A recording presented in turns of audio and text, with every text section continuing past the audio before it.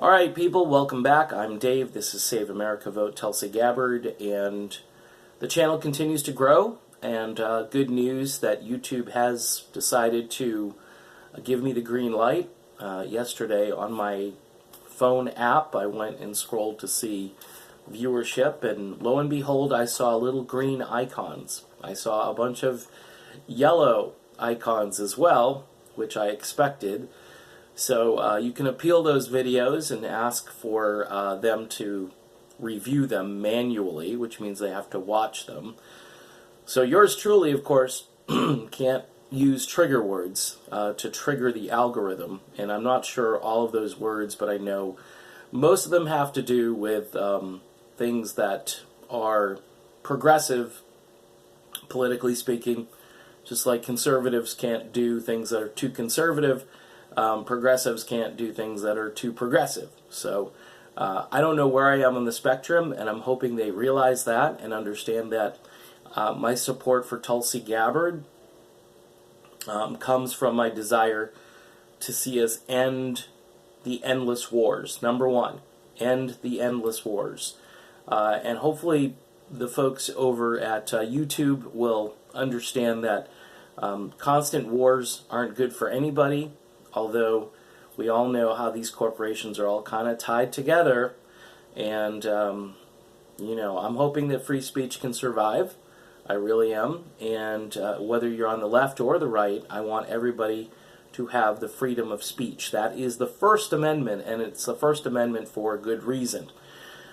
I want to talk, though, and I guess it relates to the First Amendment, because I want to talk about how Tulsi Gabbard yesterday, she went to this She the People forum. Okay, right off the bat, okay. I'm so tired of identity politics. Okay, so Tulsi is a woman. She happens to be a woman of color. I don't know if she's got enough melatonin in her skin. I don't know if she needs more. She didn't come from the right continent to be qualified as a woman of color. I just, and when you get into this stuff, you start doing this bean counting routine, which when I was, more conservative, I just thought it was ridiculous. I thankfully have met a few people on the left who are also tired of it because it distracts from issues, big ticket issues that people need to hear about. And yesterday, Tulsi just hit it out of the park at this event, but she wasn't getting a whole lot of press in this. In fact, on Twitter, somebody mentioned, and I'm probably remiss because I don't remember this person's name, but they were either organizing this event or attached to this event. Somehow they had mentioned that Tulsi Gabbard not once said the phrase women of color. And it's mind-boggling. It's mind-boggling that you have to speak in this Orwellian language of saying what these people need you to say in order for you to be taken seriously. Or if you're truly a woman of color or authentic, then you'll say these things. Tulsi Gabbard obviously didn't get a whole lot of press or mention after this event. Really tragic. Although you had Beto O'Rourke, when he ran up on stage, it was as if Paul McCartney from like 1965 was running out onto the field over at Shea Stadium. I don't get it. I don't get it. Oh, by the way, Joe Biden announced he's running a little while ago. Yay. We'll see if the media congeals around Joe. I have a hunch that they might. Because I don't think Pete Buttigieg has, I usually call him Booty Judge, but I don't think he's got long-term appeal. I think he was the flavor of the month. I think for him to compete against Joe Biden was the vice president of the United States. Technically, he could have ran the last time around. Most people think that was his window. And he's older now, but so is Bernie. See, the person I think that is going to take a little bit of a hit here is probably Bernie, even though the constituencies are completely different.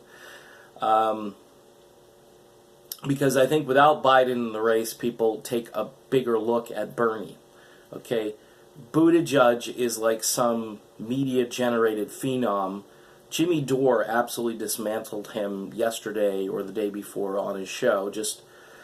And then I saw Mayor Pete in this interview, I guess, on 60 Minutes or CBS show of some kind, where he and his husband, okay, he's gay, we get it, and but they're at home, and apparently his husband made a comment about how they have this cat or something, and it's to the left of them, and he says something like this: politics are a lot like this cat.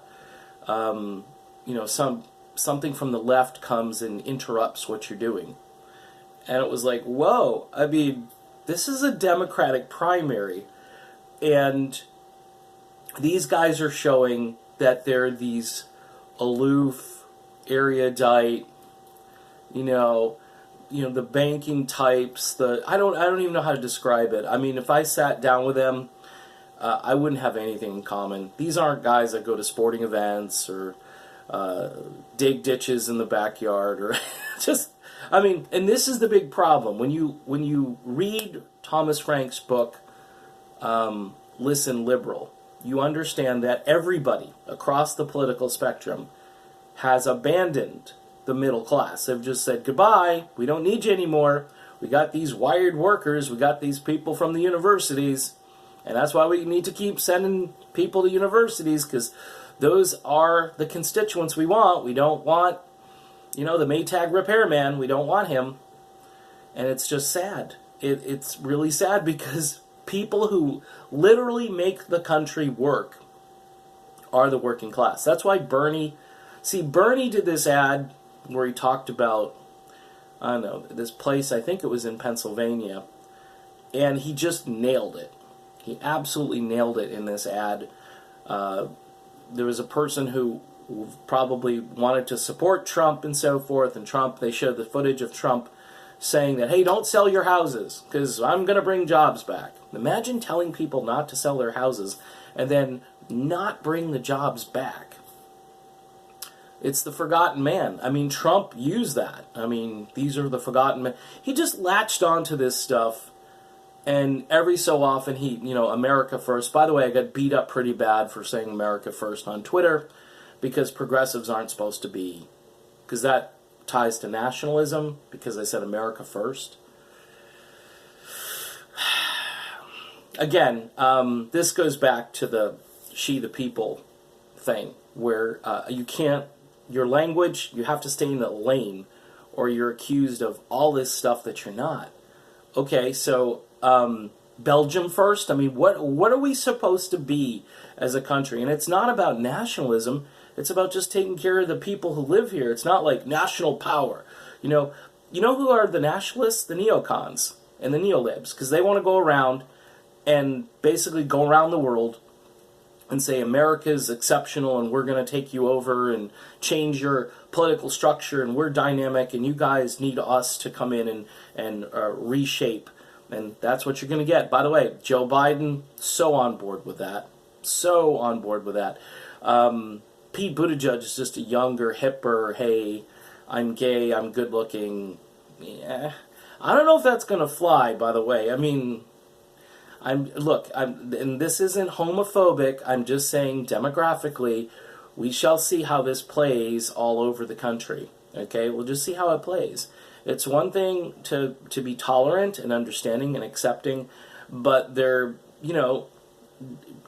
I don't know. Like I said, we shall see how that plays.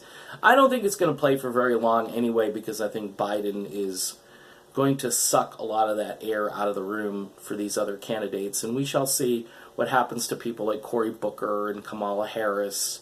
I think Kamala Harris may have had her last stand, at the CNN town hall. If they're all polling at like 8%, and by the way, this really speaks to the fact that Tulsi Gabbard has an enormous uphill battle right now, but The Tulsi Army, as I'd like to refer it to, I know, it's militaristic, I'm going to get in trouble for saying Tulsi Army. The Tulsi Army, these people are the best people you're going to meet. And they come at this from different perspectives, but they're all critical thinkers. Most of them aren't into identity politics and, you know, worrying about, did you say women of color? You didn't say women of color. They're worried about their kids, their grandkids, the big ticket issues, healthcare, education, and the war machine, which seems to be... That's why we need to get Mike Gravel in these debates, too. Because we need... This issue needs to be talked about. Joe Biden is on stage during these debates. We need to press Uncle Joe on his involvement with the Iraq War. And we don't need another neocon up there like a Pete Buttigieg to cheer along with Uncle Joe and tell us how we need to go around the world and, you know, install democracies and then rebuild the country after we blow it up, you know. So anyway, the main idea of this video is that political correctness is hurting our ability to actually talk about issues. And Tulsi Gabbard, you know, during this woman of color thing yesterday, I think she did great.